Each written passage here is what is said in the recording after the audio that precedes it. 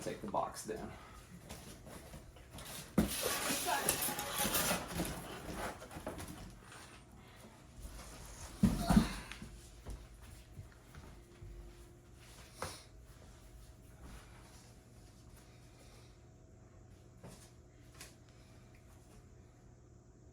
You want me to take it? Nope.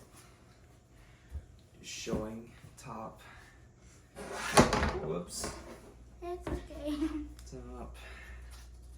So this is going to be the back. There's another top. So top B. And then top A.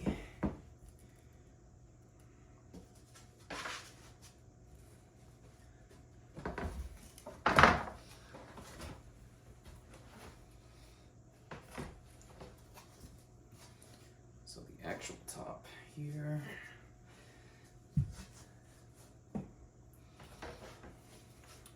Sides. Yep, this is where the heat tape will Wait, go. no, the bottom of each row. Mhm.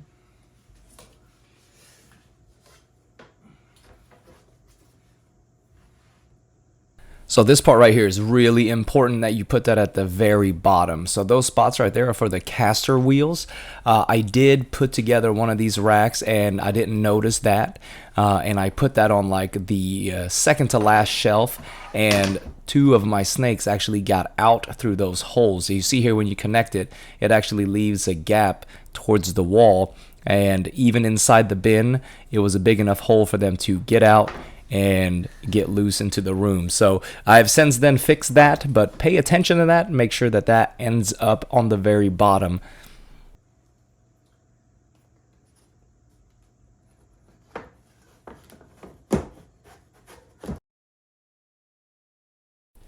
Alright, so we're just going to speed up the assembly of this. It's pretty straightforward. You know, just make sure that you keep the heat tape grooves pointing up so you can have the heat tape on the bottom.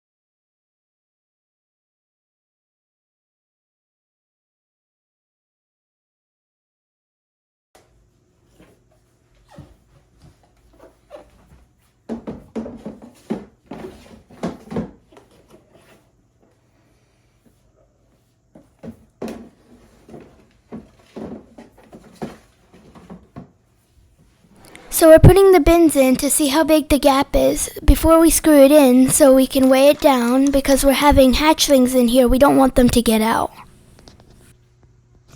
So you can see here now there's actually a pretty big gap right here.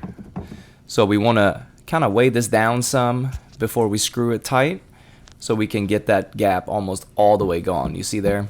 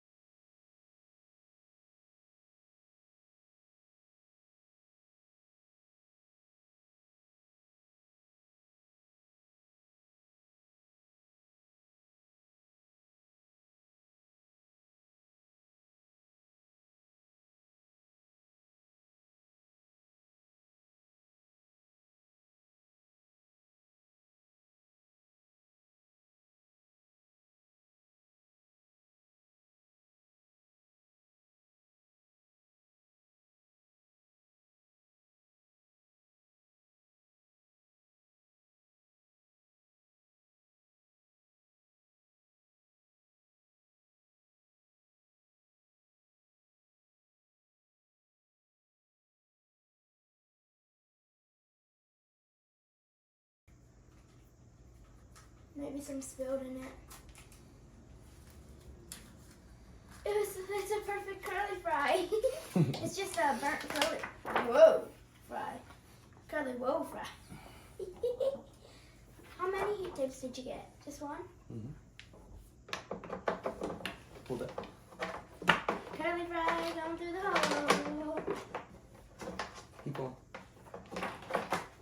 Curly fry going through the hole. Check my hands here. Okay, stop. That's tickling me.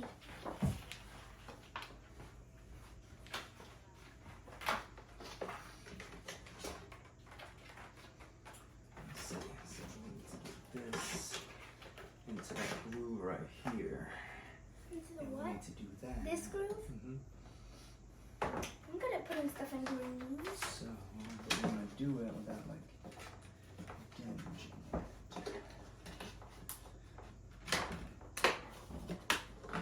Is there any more screwing needed? Because I want to do more.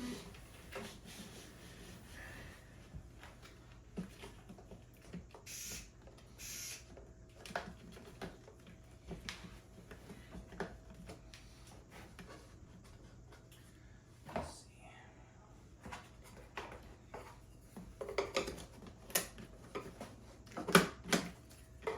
Need something thinner? Like a credit card? Yes. Okay, I'll go get something. Well, there should be. Here.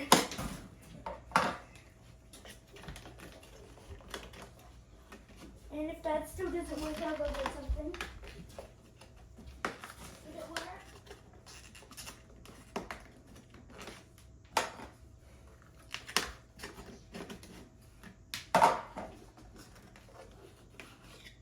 Did it work? Yes. Okay. I got the Robux gift card just in case. Because Robux is cool.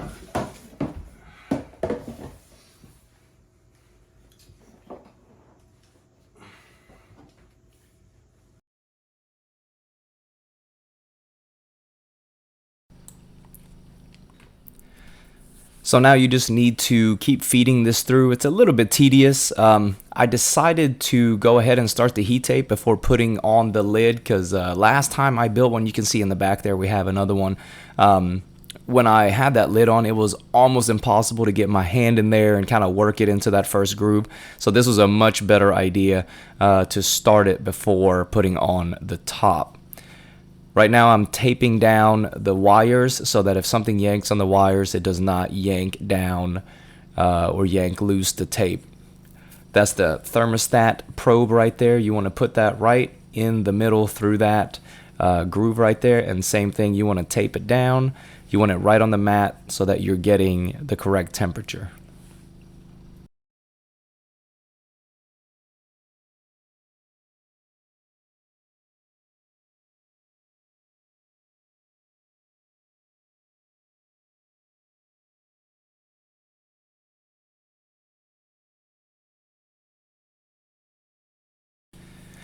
So again, now that we're putting on the top, I'm applying some pressure on both the front and the back so I can close that gap as much as possible. We're going to have an adult snake in the top there, but just in case we decide to use this for hatchlings in the future, I don't want any big gaps at all. I don't want any of these little tiny guys getting out. It doesn't take a lot of space for them to get out.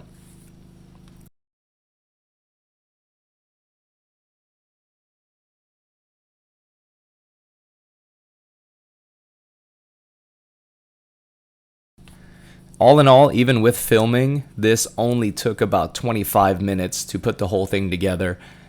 Super easy. Just follow the instructions.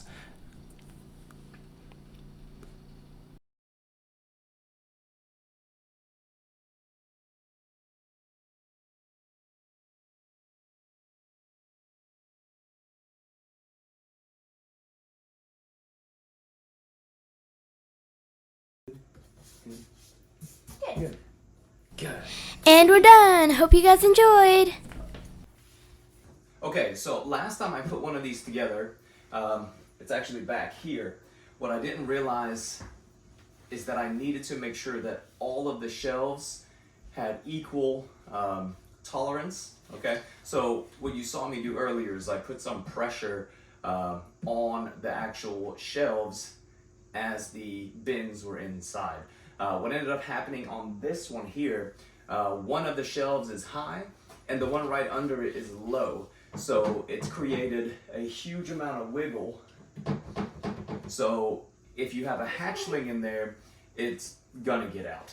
We actually had it happen. We had one get out, a real small one. But we found him and we put him in the top where there's literally no wiggle room at all. So now with this one, the wiggle room has been fixed. So here, there's hardly any wiggle room at all. Here. And we can try one of these hatchling bins. So this is gonna be, at first, my quarantine rack.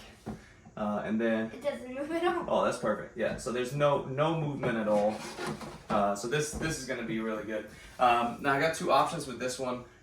If I want to, this is the VE2 and this is the VE6. So I can actually, if you see these notches up here, I can stack this one on top of that one and make it taller. But what I'm actually gonna do with this one for now is I'm gonna put it in my incubator room because I have an adult female, lavender adult female het coral that we have purchased that we're gonna be getting here next week. And I don't want to put her with these snakes here. So I'm gonna keep her quarantined for probably 2 months, maybe 3. So we're gonna keep her away from there. And what did you name her? I named her Hinata because she's purple, and Hinata wears purple, and she's my favorite character in Naruto. So her name is gonna be Hinata, so that'll be cool. Yeah, so we'll have some more videos on that. If you were curious about these racks, they're great. I got this one from Reptile Basics. I'm not sponsored by them or anything like that. Actually, I'm not sponsored by anybody. I just do this for fun. But great price on these. I mean, if you build your own, you gotta cut them and do all this stuff. You could maybe save $50, maybe $100, depending on what you're doing. It's, in my opinion, not worth it. This is laser cut, and or at least it's cut on a jet, so it's all the tolerances and everything is perfect. No real issues with wiggle room as long as you put them together right. So definitely worth it. This one was $114, and it's gonna house several snakes. And this one over here I think was $260, and then you gotta buy your bins. But it holds 3 different size bins. So we got the big bin. So it holds this bin right here, which is the hatchling bin, and then it holds, I don't know why there's substrate in this one. It holds this for the large or adults. I'm giving an example. All 3. Oh yeah, and you have all 3 in there. I'll leave that there.